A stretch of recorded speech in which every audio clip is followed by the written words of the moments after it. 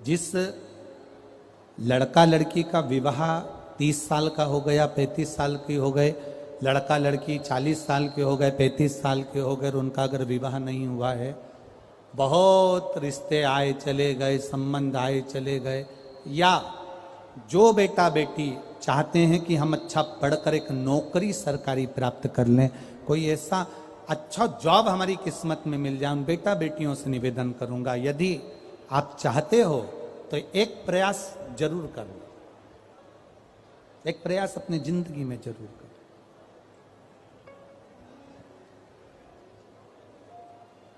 शिवलिंग समझ लेना जरा अच्छे से, शिवलिंग जलाधारी गणेश, कार्तिकेय, अशोक सुंदरी, और ये शिवलिंग, और ऊपर भगवान शिव की 5 बेटियां, जया, विषहरा, शामलीवारी, दौतली, देव। 3 प्रदोष या 3 शिवरात्रि। कितनी प्रदोष? 3 या 3 शिवरात्रि।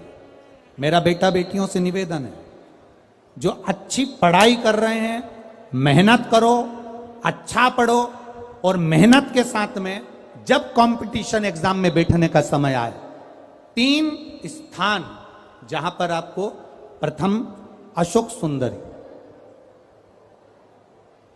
अशोक सुंदरी की जगह पर जब आप बेलपत्र समर्पित करेंगे तो डंडी का मुख जहां से पानी बहता है उस स्थान पर रखेंगे। दूसरा, शमी का पत्ता,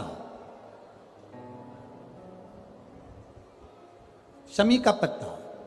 दूसरा, शमी के पत्र को देवादिदेव महादेव पर जब आप समर्पित करेंगे तो उसका डंडी का मुख भी जहां से जल बहता है उस ओर रखेंगे। और तीसरे नंबर पर है आंख का पुष्प।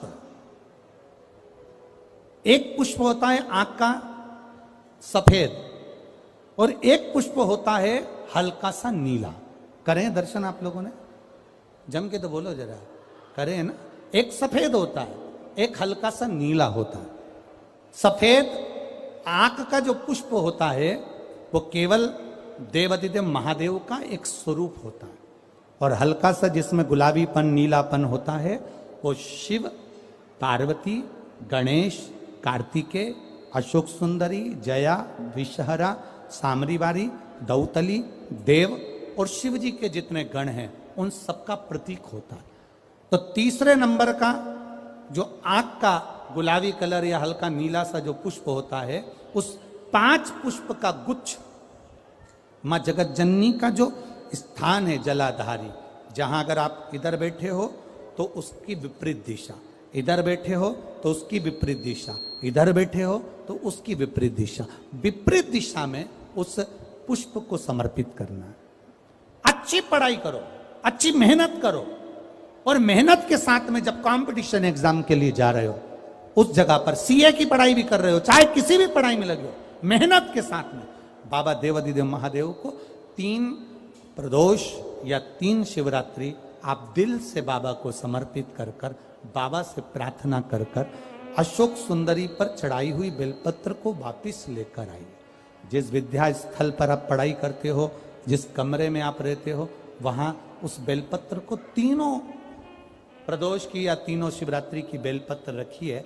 जिस समय बाबा आपकी नौकरी लगा दे, ये 3 बेलपत्र एक साथ किसी भी प्रदोष पर शिव जी को समर्पित करिए। ये शिव तत्व है। आप मेहनत करें, खूब मेहनत करें, कंपटीशन एग्जाम के लिए जितनी कोचिंग कर सकते करो, मेहनत करना उतना करो, जितना करते हो उससे 4 गुना ज्यादा करो, और उसके साथ में देवादिदेव महादेव से प्रार्थना, तेरा ही दिया मैंने खाया पिया है, तेरा शुक्रिया है, तेरा शुक्रिया है। अब जिनका मंगल विवाह नहीं हो रहा, 30 साल हो गए, 35 साल हो गए, 40 साल हो गए, उनके लिए भी वर्णन आता है। एक बेलपत्र, एक शमी पत्र, और महाराज वही आंकड़े का पुष्प 5 अपने हाथ में लेकर, बेलपत्री का वृक्ष जो होता है उस वृक्ष के नीचे उसको रखकर शंकर भगवान के मूल मंत्र का स्मरण करते हुए, चाहे तो आप पंचाक्षर करें, चाहे आप षडाक्षर करें, चाहे आप श्री शिवाय नमस्तुभ्यम करें, केवल जो जल का पात्र है वो जल के पात्र से 5 बार जल समर्पित कर कर, बेलपत्री के वृक्ष की 7 परिक्रमा कर कर, बाबा से प्रार्थना कर कर, उस पत्ती पुष्प को लेकर वापिस सजाएं, पूजन वाली जगह पर उसको रख दीजिए और बाबा कृपा करेगा, जितना जल्दी होगा उतना मंगल विवाह आपका पक्का कराएगा, ये निश्चित।